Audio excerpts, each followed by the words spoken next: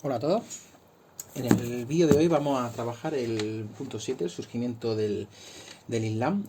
Punto muy importante y que va a conectar directamente con el tema 2 en el que vamos a trabajar al andaluz, que básicamente es el Islam, pero en la península ibérica. Como siempre pongo las actividades de este punto, parecen muchas, pero bueno, la verdad es que son bastante importantes, todas ellas, para poder entender este punto. La primera, ¿qué características tenía Arabia antes del Islam? La segunda, ¿quién es el profeta del Islam? Decir el nombre y hablar un poquito sobre él. La número 3, eso de la Meca, ¿qué es? Explicar brevemente por qué es importante para el mundo islámico. La número 4, ese concepto de égira, definirlo. Identificar o intentar explicar por qué es tan importante para los musulmanes. La número 5, al igual que la Meca, pues Medina, otro concepto importante porque es intentar definirlo. La número 6, indicar cuál es el nombre del libro sagrado del Islam y cómo se estructura todo, eso lo vamos viendo, como siempre, a lo largo de esta presentación. El número 7, enumerar y explicar los 5 preceptos del Islam, que es un apartado muy importante. Y luego, el número 8, enumerar y explicar las partes de la mezquita, aunque eso es verdad que cuando hablemos del arte islámico lo vamos a ver sobre él. Para entender la civilización islámica, el mundo del Islam, tenemos que intentar comprender dónde surge esta nueva religión. Hasta entonces existían dos grandes religiones monoteístas. Recordad que monoteístas son aquellas religiones en las que creen en un único Dios. Y existían pues multitudes de religiones que basaban sus creencias en múltiples dioses, religiones politeístas.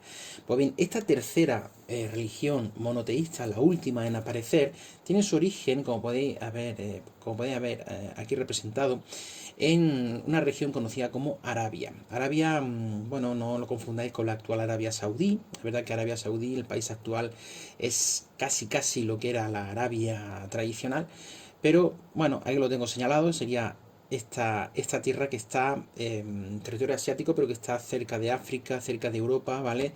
En sus costas tenemos el Golfo Pérsico, ¿vale? El Mar Rojo, el Mar Arábico, y luego más al sur y más al este el Océano Índico, ¿vale? Y relativamente cerca tendríamos el mar Mediterráneo, una tierra muy importante desde el punto de vista religioso que aparece mencionada en los textos sagrados de otras religiones, como por ejemplo el cristianismo y por ejemplo también por supuesto el judaísmo. Y ahí aparecen también incluso señaladas dos elementos importantes que luego vamos a ir mencionando, que son Medina y la Meca, que son dos ciudades. Esa región es la región de Arabia, esa península en la que predomina desde el punto de vista del paisaje el clima desértico, ¿vale? Prácticamente en toda su totalidad, un medio bastante inhóspito, un medio con un modo de vida muy característico que ahora después vamos a comentar, un lugar donde va a existir un sustrato importante para que surja esta nueva religión. Hay que intentar comprender cómo es posible que en muy poco tiempo, porque vamos a ver que el Islam como tal surge en el siglo VII después de Cristo, en muy poco tiempo se va a extender pues, prácticamente en ese momento por todo el mundo conocido, por todo el norte de África, todo el Próximo Oriente, Medio Oriente, llegando incluso hasta la propia Europa. Esto es realmente un mapa actual, con fronteras de países actuales, en las que aparecen los países donde hay más porcentaje de población musulmana. Como podéis comprobar, pues el mundo islámico es una religión que tiene una importancia fundamental en la actualidad. Bueno, vamos a intentar ver el origen, ¿no? de esta situación, el origen de esta tercera religión monoteísta, cómo surge, cómo empieza a desarrollarse y por supuesto cuáles son las características más importantes. Arabia, como digo, esta península, que es la tierra del profeta Mahoma, Muhammad, el profeta del Islam. A mí me gusta siempre hablar básicamente de distintas zonas, ¿no? Atendiendo a su tipología, tanto de asentamiento como su tipología de modo de vida. Por un lado tenemos las grandes ciudades del desierto, como por ejemplo Medina y la Meca, no son las únicas, pero bueno, son las más importantes, son las que me interesa que recordemos ahora y las tenéis señaladas en el mapa, con dos circulitos rojos. Son ciudades que, gracias a la existencia de oasis subterráneos y de pozos, en el caso de la Meca, pozos sagrados, que ya eso ya lo trabajaremos en clase, ese origen sagrado de la Meca, ¿no? pues son zonas, son como digo ciudades que ya incluso mucho tiempo antes del surgimiento del Islam ya son ciudades importantes dentro de Arabia, son núcleos caravaneros, son lugares muy importantes desde el punto de vista comercial, desde el punto de vista poblacional, porque son ciudades que incluso llegan a albergar varios miles de habitantes. Son ciudades no solo importantes desde el punto de vista económico, ojo, estoy hablando todo esto antes del Islam, antes de la llegada de Mahoma y la aparición de la nueva religión. Son ciudades en las cuales incluso las religiones preexistentes antes del Islam pues ya eran centros de peregrinación, como por ejemplo la Meca, ahora hablaremos de ella más detenidamente, ya era un centro de peregrinación religioso importante antes de que existiera el Islam. Luego es verdad que luego cuando ya surge la nueva religión también se convierte en la ciudad por antonomasia, la ciudad religiosa más importante para el mundo musulmán. Hablaríamos de esas ciudades del desierto, ¿vale? Como digo, muy importantes. Hablaríamos también todo el centro de Arabia, como sabéis, todo es un grandísimo desierto, inhóspito, con un modo de vida muy efímero. Ahí están poblados básicamente por sociedades nómadas, que se van desplazando, los conocidos como los beduinos, que van desplazándose a lo largo del territorio, pues de oasis en oasis. Sabéis que son, ahora os pondremos alguna imagen, un oasis son afloramientos de agua y de vegetación en el desierto que permite el abastecimiento de agua de estas rutas caravaneras. Y estas sociedades son muy diversas, ¿vale? Están basadas en una estructura tribal, casi familiar, ¿vale? Existen distintos dialectos, distintas religiones anteriores al Islam, es decir, una sociedad muy heterogénea, ¿vale? Sobre todo como digo, esta sociedad tan heterogénea, estos modos de vida tan distintos, va a surgir la nueva religión que va a conseguir aglutinarlo a todos. Y luego me gusta hablar siempre de un tercer grupo de sociedades, en este caso ya sí sedentarias, que están ya al sur, en el sur existe un sur-sureste de la península arábiga, existe un clima distinto, que en algunas zonas incluso se ve afectado por el clima monzónico, por lo tanto es más lluvioso. Esa alternancia de estación seca a estación húmeda permite que se originen ciudades sedentarias, ciudades que basan su modo de vida en una agricultura bastante importante, ¿vale? Pues bien, esto sobre todo para que entendáis cómo es posible que de una heterogeneidad tan importante que hay en Arabia surge un movimiento religioso que es capaz de unificar en muy poco tiempo, porque estamos hablando de un fenómeno espectacular, en pocas décadas, es capaz de unificar todo ese territorio bajo una misma religión, bajo una misma estructura estatal, y es capaz de extenderse a los imperios y a las regiones limítrofes. Como podéis observar aquí, el mundo arábico es coetáneo y está muy cerca de otras estructuras imperiales mucho más antiguas, como el que ya conocemos, el imperio bizantino, y otro imperio del cual no hemos mencionado nada porque nos queda muy lejos, ¿no? Que es el imperio persa, el imperio sasánida, que también va a ser conquistado, eso ya lo veremos en otro punto, también por el mundo islámico, ¿vale? Simplemente a modo de comparación, para que veáis la península arábiga en la actualidad, los países. Estos son todos países actuales, que sí, seguramente os suenen por todos esos territorios, ¿de acuerdo? La actual Arabia Saudí, países como Yemen y Omán, ¿vale? Que hemos comentado antes ahí en el sur, pues de gran importancia económica en la actualidad, sobre todo por los yacimientos petroleros, ¿vale? Como vosotros ya sabéis, pues es el origen, ¿no? Esos países, ahí se encuentra el origen de la religión islámica. Como el modo de vida en el desierto, hemos dicho que es cierto que existe en algunas ciudades, es cierto que al sur existen sociedades sedentarias que basan su sustento en la agricultura, pero la inmensa mayoría de las sociedades arábigas son sociedades nómadas, son los famosos beduinos. La vida en el desierto pues es una vida muy frugal, es decir, no, tú sabes que puedes vivir hoy, pero mañana no sabes por qué. Puede venir una tormenta de arena, se te puede secar el pozo del cual tú piensas, ¿no? Porque en tu ruta ese pozo siempre lo has visitado y siempre tiene agua, y resulta que cuando lo visitas, pues por lo que sea, pues por ejemplo con una tormenta de arena o porque sea salado, no puedes beber ese agua o no existe, por lo tanto te puedes morir. Es decir, un modo de vida, como digo, muy de ir al día.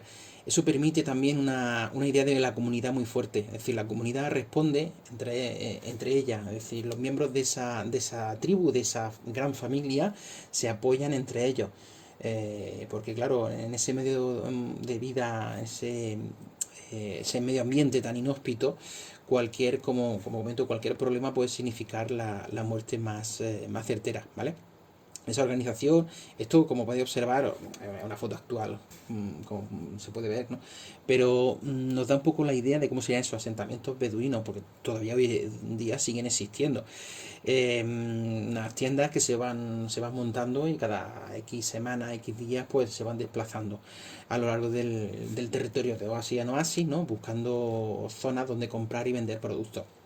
Nada sería de estos beduinos sin el animal más importante de toda Arabia, ¿no? No solo por su importancia, por lo práctico de su uso, sino por la dependencia tan grande que se tiene de él, que es el camello. El camello se sabe que se introdujo en Arabia perfectamente, se calcula aproximadamente en siglo XVIII-XIX a.C., ¿vale? Y la importancia del camello en un medio tan inhóspito es que es capaz no solo de recorrer grandísimas distancias, estamos hablando que un camello perfectamente puede recorrer 100 kilómetros en un día, puede estar 6-7 días sin beber nada de agua, ¿vale?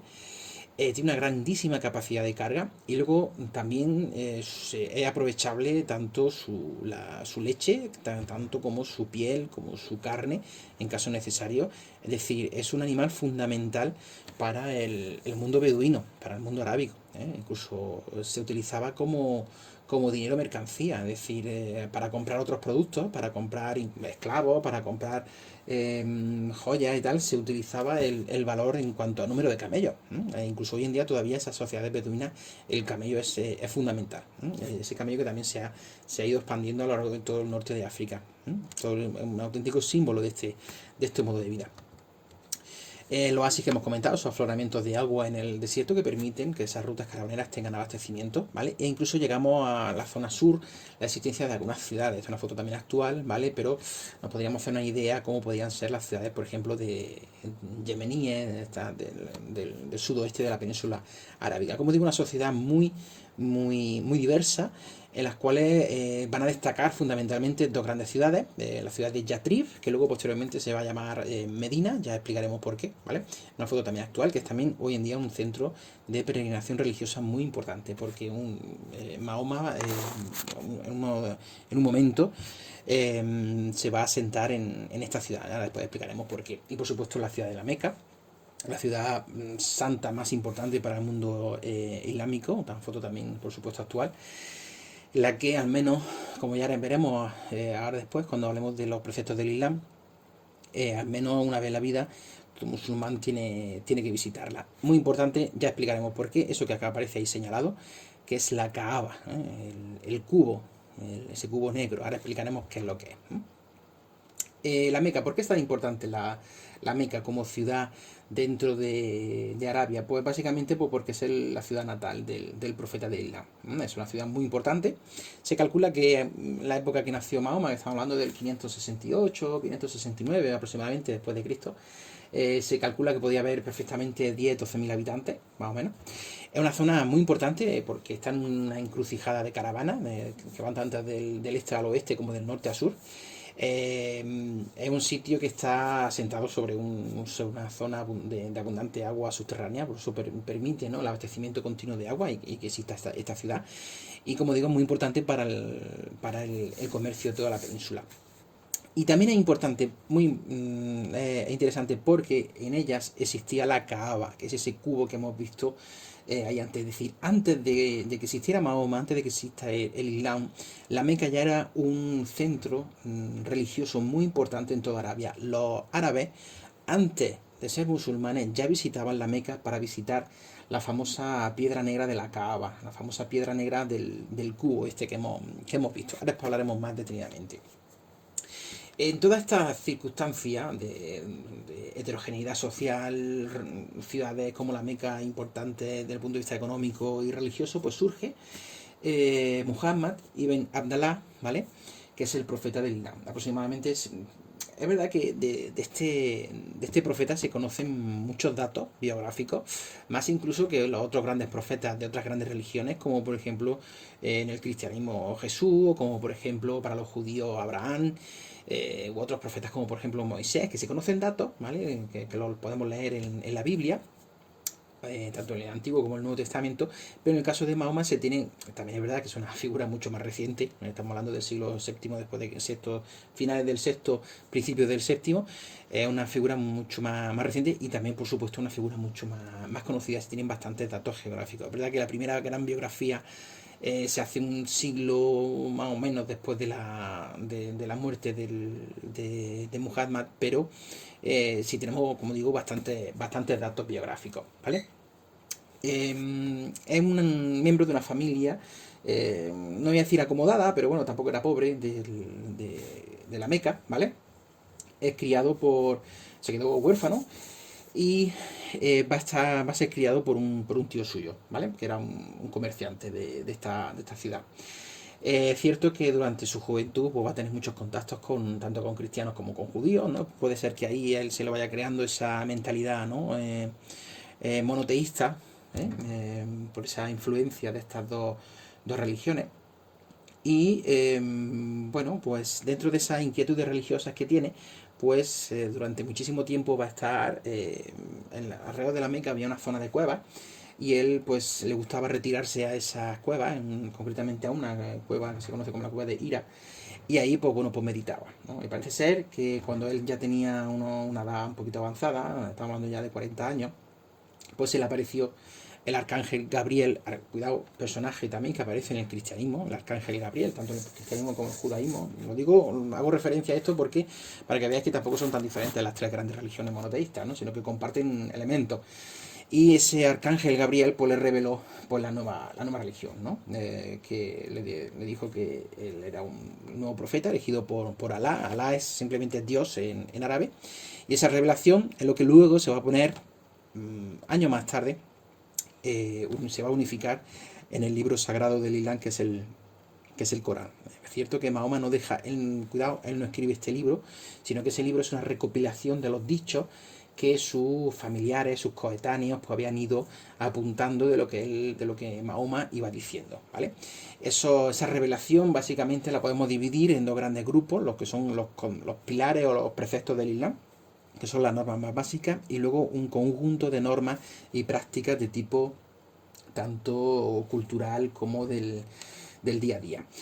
Claro, este nuevo mensaje no cala bien en la sociedad de la Meca, ¿no? En la familia rica de la Meca, que ellos vivían no solo del comercio, sino también de las visitas de esas personas que vienen de religión politeísta, que venían a ver la piedra negra, a ver la caaba, pues entra en conflicto con esta nueva religión, porque esta nueva religión, realmente ese monoteísmo, pues atacaba a esas religiones preexistentes. Entonces, en principio va a tener poquitos seguidores y incluso va a verse obligado a huir. Ese momento de esa huida de la Meca, hacia donde se dirige, es a la ciudad de Yatrib, esa que hemos mencionado antes, se conoce como la Égira, y será concretamente el año 622. Esa fechas importantes, esa égira, esa huida, básicamente porque, bueno, es la persecución de los primeros musulmanes, de los allegados de los primeros creyentes en el Islam.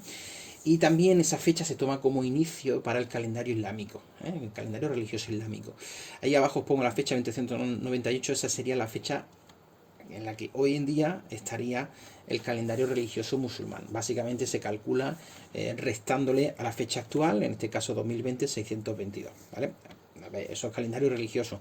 Realmente hoy en día, pues el mundo musulmán sigue el mismo calendario que seguimos nosotros, ¿vale? Para que no entendamos. Pero desde el punto de vista religioso tienen esa diferencia de años que resulta bastante interesante, ¿vale? Antes hemos visto también una imagen en la cual podíamos observar cómo, se veía el profeta Mahoma, pero se le veía con la cara tapada. Cuando veamos el arte, lo volveremos sobre esto. Está prohibida la representación de Mahoma, ¿vale? También es verdad que está prohibida, no está bien vista la representación de personas o animales, ¿vale? Pero ya veremos el motivo. Pero es verdad que Mahoma está terminantemente prohibido. Entonces, cuando vosotros veáis la representación de una persona, pues bueno, pues con vestimenta árabe, con la cara tapada, con la cara en blanco, que sepáis que ese es Mahoma, ¿vale? Mahoma, que, como digo, pues otro de los grandes profetas de las religiones monoteístas, al igual que, por ejemplo, Abraham, que en árabe es Ibrahim, ¿vale? Abraham, que es uno de los profetas más importantes del judaísmo, Jesús, que en árabe es Isa, que también aparece mencionado en el Corán, y Moisés, que es otro gran profeta tanto del cristianismo como del judaísmo, que en árabe es Musa. Es decir, que Mahoma también es verdad que reconoce la importancia de profetas anteriores de otras religiones, tanto del cristianismo como del judaísmo, ¿vale? En el año 632, un poquito antes, a partir del año 628, 629, 630 aproximadamente, pues va incrementándose bastante rápido el número de musulmanes en Arabia. En el año 632, que es cuando muere Mahoma, pues prácticamente todos los árabes eran musulmanes, ¿vale? Prácticamente toda la península ibérica. Y ya podríamos decir que esas sociedades tan heterogéneas, que habíamos comentado antes, pues ya están unificadas bajo una misma religión y también bajo una misma autoridad política.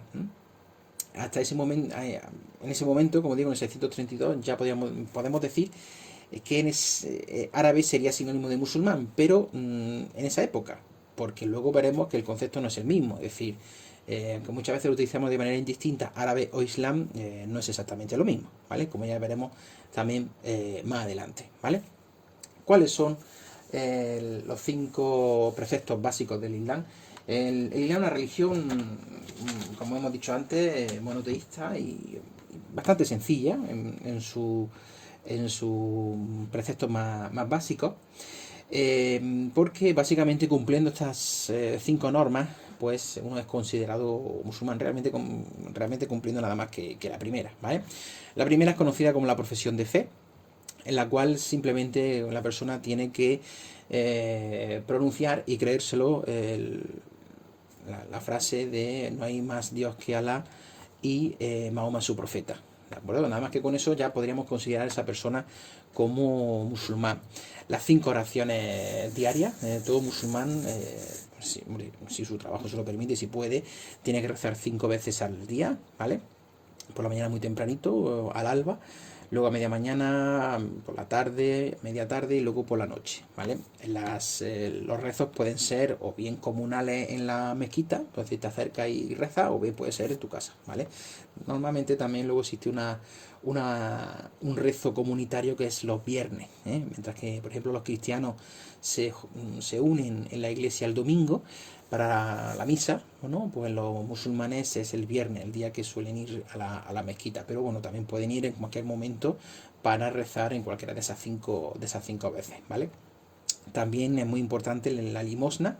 Recordemos que los musulmanes, el origen del mundo musulmán está en Arabia, esa tierra tan inhóspita que es necesario que la gente se ayude entre ella, ¿no? Pues uno de los preceptos del Islam es la limosna, ayudar a los más pobres, ¿vale? Aquel que se lo puede permitir, pues ayuda a aquellos que no pueden permitírselo. También muy importante el ayuno del mes del Ramadán, ¿vale? Que consiste durante un mes.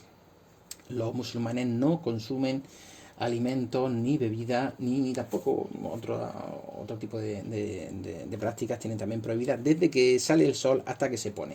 Es decir, durante un mes los musulmanes se levantan tempranito, comen fuerte antes de que salga el sol, aguantan sin comer ni beber, o sin fumar, sin mantener relaciones sexuales, etcétera, etcétera, y cuando cae el sol, anochece, pues bueno, se vuelven a juntar con su familia y comen a la espera del día siguiente. Es como digo, un precepto probablemente el más duro de todos, ¿vale? Porque requiere de un esfuerzo bastante importante. El mes de Ramadán, cuidado, se empieza a hacer, pues bueno, pues en la adolescencia aproximadamente, y no tienen por qué hacerlo, por supuesto, ni enfermos, ni embarazadas, ni ancianos. Es decir, se hace si uno tiene las condiciones físicas para poder hacerlo, si no, pues no pasa nada, ¿vale? Lo hace al año siguiente si es posible. Y por último, el último precepto sería la peregrinación a la Meca. Todo musulmán, siempre y cuando su capacidad económica se lo permita, tiene que visitar alguna vez la ciudad sagrada de la Meca, ¿vale? Como digo, por ejemplo, ahora vamos a ver una imagen relacionada con los preceptos, la profesión de fe. Esta es la bandera actual de Arabia Saudí, y ahí en árabe dice: doy fe de que no hay más divinidad que Dios y Muhammad es el mensajero de Dios. Básicamente es la profesión de fe que hemos comentado antes, ¿verdad? La oración, como digo, 5 veces al día, y muy importante, tiene que estar limpio, ¿vale? Por eso los musulmanes cuando rezan suelen hacerlo sobre un esterillo para no estar para librarse de las impurezas del suelo. Y cuando van a la mezquita, después lo veremos también, tienen que asearse antes, tienen que estar purificados, ¿vale? Eso es muy importante, ¿vale? Para el mundo musulmán, la purificación antes de la oración. La peregrinación a la Meca, fijaros, esto es la Kaaba, esto es el cubo, pero realmente el cubo no es lo importante, eso es básicamente un recipiente porque en una de sus esquinitas está lo realmente importante, que es lo que se conoce como la piedra negra, ¿vale? Fijaros, la peregrinación a la Meca alberga pues, perfectamente 1 millón de personas al mismo tiempo. Todo esto que hay aquí, todas estas manchitas que se ven aquí son personas con el atuendo básico que se utiliza en la peregrinación, un atuendo muy simple, un atuendo blanco, una túnica blanca, ¿vale? Y no solo van allí a rezar, sino tienen que cumplir una serie de rituales, como por ejemplo dar 7 vueltas a lo largo alrededor de la Kaaba, beber agua del pozo sagrado de Zamzam, que después lo pondré, ¿vale? Tienen una serie de rituales, ¿vale? Aquí están, como podéis observar, en fila rodeando la Kaaba. La Kaaba, en una de sus esquinitas, tiene una piedra negra, que ya es antes del mundo de que existiera el mundo musulmán, ya era un elemento importante en Arabia, un elemento religioso importante. Es decir, las religiones preislámicas ya realizaban culto a esa piedra, ¿vale? Según la tradición islámica, era una piedra era un trozo del paraíso que el arcángel San Gabriel se le había bajado a Abraham, pero con el paso del tiempo se había oscurecido por los pecados del hombre, por eso es negra, ¿vale? Esa tradición preislámica, lo que hace Mahoma es incorporarla al Islam. Entonces, esa tradición que había de ir a la Meca, algo bastante inteligente, esa tradición que había antes de ir a la Meca, esa creencia religiosa anterior al Islam, pues ahora él la incorpora y así se garantiza, ¿no?, que la gente siga yendo a la Meca. Antes para culto religioso preislámico, ahora para culto religioso islámico, ¿vale? Eso lo suelen hacer también mucho, el cristianismo también lo solía hacer mucho, ya explicaremos por qué. Como podéis observar, la Kaaba realmente es una estructura, una pequeña sala, y en una de sus esquinitas está en la esquina sudoeste, concretamente está esa piedra negra. En análisis posteriores se ha demostrado que esa piedra realmente es un meteorito, ¿vale? Fijaros qué curioso. Uno de los ritos también más importantes es beber agua del pozo Zamzam, que está aquí marcado en el suelo, y se puede acceder por una escalerita, ¿vale? Y se puede, como digo, se puede acceder a ese pozo que lleva miles de años utilizándose. En el propio origen del mundo musulmán y del mundo arábigo está este pozo, ¿vale? Ya también lo trabajaremos en clase. Más imágenes, como podéis observar, de las masificaciones en la ciudad de la Meca, ¿eh? Un sitio muy interesante. El libro sagrado del Islam es el Corán, que está basado es una recopilación de los dichos del profeta, de las revelaciones, supuestamente, como comentaba antes, de la palabra de Dios transmitida al profeta. Es verdad que él no lo escribió, sino que fue una recopilación posterior, un siglo y pico más tarde, la que se puso por escrito todos esos dichos que habían ido recopilando los familiares y los allegados a Mahoma. Está estructurado en dos tipos.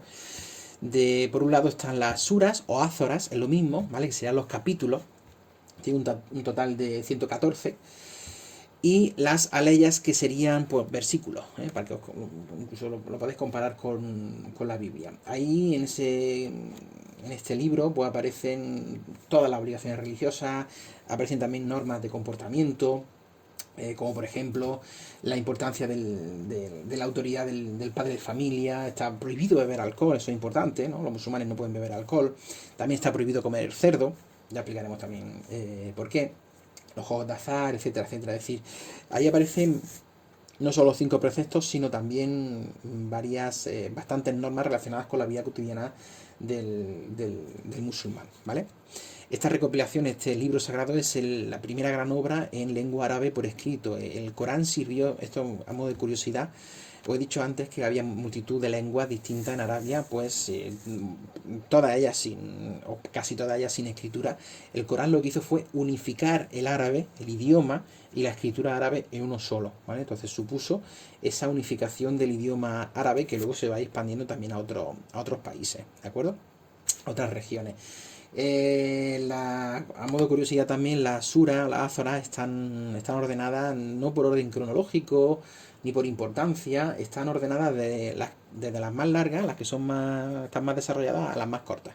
Son realmente una sucesión prácticamente, aparentemente sin orden, ¿no? de los pensamientos del profeta.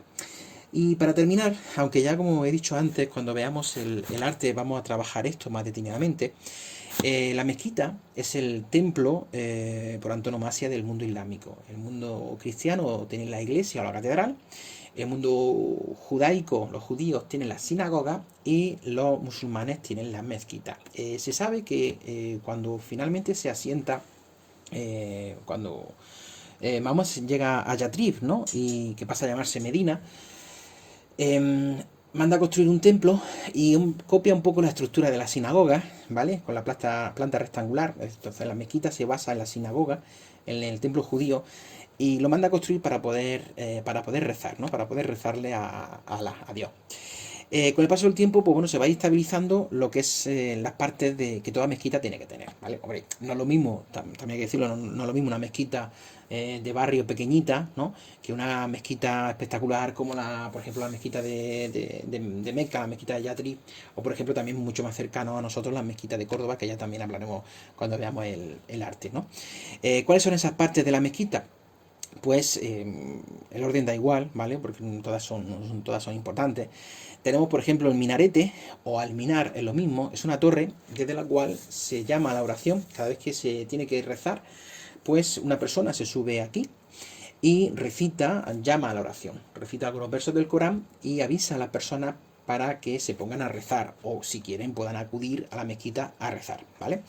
A modo de curiosidad, la persona encargada de hacer ese llamamiento en la Edad Media se intentaba que fuera una persona o bien mayor, que tuviera la vista ya nada más que regular, una persona ciega.